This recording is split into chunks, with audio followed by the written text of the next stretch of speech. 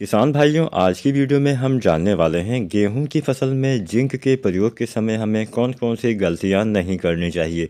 बहुत सारे किसान भाई हो सकता है इसके बारे में ना जानते हो, तो आज की वीडियो में हम इसी विषय पे चर्चा करने वाले हैं कि आखिर हमें जिंक खाद का प्रयोग गेहूं की फसल में कब करना चाहिए, कितनी मात्रा में करना चाहिए, कौन से जिंक डालनी चाहिए और जिंक डालते समय हमें कौन सी गलतियाँ नहीं करनी चाहिए। बहुत सारे लोग ये गलती करके बहुत सारा नुकसान उठाना पड़ जाता है, मतलब आप खाद भी डालते हैं लेकिन उसका फ़ायदा भी नहीं मिलता है। तो आज की वीडियो में हम इसी विषय पे चर्चा करेंगे। अगर आप सभी चैनल पे नए हैं या पुराने हैं, अगर अभी तक चैनल को सब्सक्राइब नहीं किया है तो सबसे पहले एसआरजे खेती चैनल को सब्सक्राइब करें। कोई भी सवाल हो, सुझाव हो, नीचे आप कमेंट भी कर सकते हैं। चलिए ज़्यादा समय नहीं लेते हैं, वीडियो को स्टार्ट करते हैं। जानते हैं, सबसे पहले हम जानते हैं कि आखिर हमें जिंक का प्रयोग कब करना चाहिए। उसके बाद में हम जानेंगे कि हम प्रयोग के समय कौन कौन सी गलती करते हैं जो आपको नहीं करनी चाहिए। तो चलिए वीडियो स्टार्ट करते हैं। किसान साथियों, जिंक हम गेहूं की फसल में दो तरह से डालते हैं। पहला तरीका होता है कि हम खाद डालते हैं उसी खाद में मिला के, यानी हम मिट्टी में बुआई करते हैं, बुरकाव करते हैं। और दूसरा तरीका होता है हम इसका छिड़काव विधि से, यानी स्प्रे के माध्यम से टंकी में घोल के स्प्रे करने के विधि से हम इसको डालते हैं। यानी हम दो तरह से जिंक खाद का प्रयोग करते हैं। जिंक और सल्फर दोनों पाया जाता है इसमें, जिंक सल्फेट नाम से इसको जाना जाता है। अब हम जानते हैं कि आखिर हमें जो जिंक आती है इसका प्रयोग कब करना चाहिए, सबसे अच्छा समय क्या होता है, कितनी मात्रा में हमें प्रयोग करना चाहिए। किसान साथियों, सबसे पहले यहाँ पे मैं आपको बताते चलूँ, जिंक जो है तीन तरह से इस्तेमाल की जाती है। पहली वाली आती है 33% वाली, जिसमें 33% जिंक पाया जाता है और 15% सल्फर पाया जाता है। इसको मोनोहाइड्रेट जिंक के नाम से जानते हैं, मोनो जिंक के नाम से भी इसको जाना जाता है। एक दूसरी जिंक आती है 21% वाली, इसमें भी सल्फर होता है, इसमें 21% जिंक होता है और सल्फर इसमें 10% पाया जाता है और इसको हम हेप्टाहाइड्रेट जिंक के नाम से जानते हैं। जो तीसरी वाली जिंक आती है 12% वाली, जिसको हम एडीटीए जिंक बोलते हैं, चिलेटेड जिंक बोलते हैं, इसका इस्तेमाल हम छिड़काव यानी स्प्रे के रूप में करते हैं।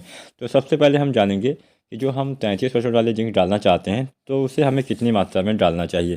के साथ साथियों, जो 33% वाली जिंक होती है इसकी आपको लगभग 5 किलोग्राम मात्रा प्रति एकड़ के हिसाब से डालनी चाहिए। इतनी मात्रा पर्याप्त होती है।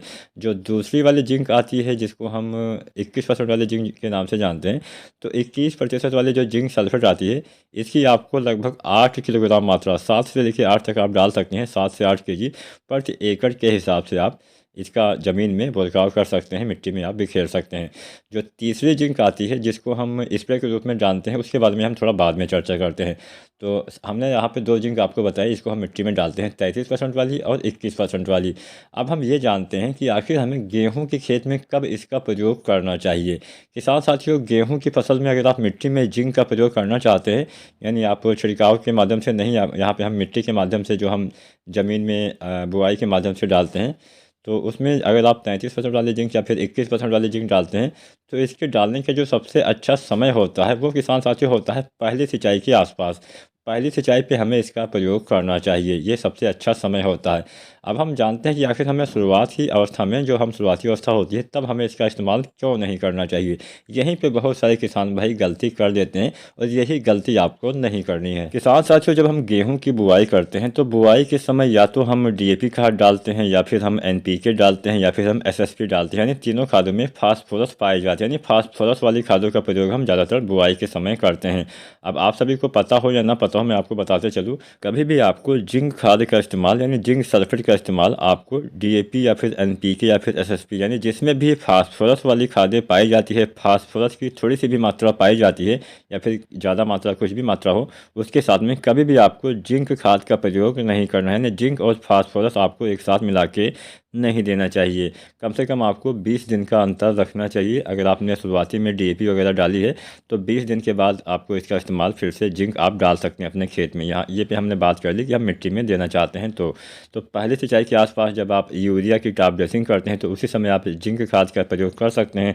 यूरिया लगभग 30 केजी के आसपास प्रति एकड़ के हिसाब से डाल दीजिए पहले पानी पे। उसके साथ में अगर आप 33% वाले जिंक डालते हैं तो इसकी 5 केजी, अगर आप 21% वाले जिंक डालते हैं तो इसकी लगभग 8 केजी मात्रा प्रति एकड़ के हिसाब से यूरिया खाद के साथ मिला के पहले पानी पे देने से बेहतर लाभ आपको मिलने वाला है। इसका इस्तेमाल केवल एक बार ही आपको करना चाहिए।